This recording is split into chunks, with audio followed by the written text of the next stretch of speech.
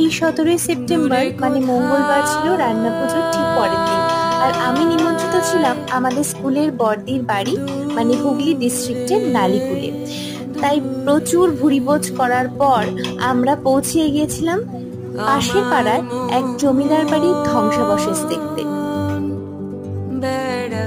ধ্বংসাবশেষ বললাম কারণ দীর্ঘদিন ধরে মেরামত না করার ফলে প্রায় বেশিরভাগ অংশটি কিন্তু নষ্ট হয়ে গেছে। অদ্ভুত এক আকর্ষণ অনুভব করি আমি এইসব জায়গায় আসলে, পুরাতন যেন আমায় টানে।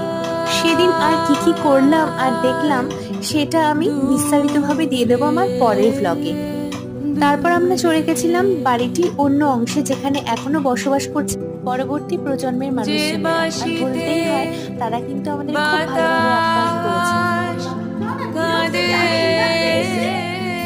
ভালো লাগলে লাইক এন্ড সাবস্ক্রাইব।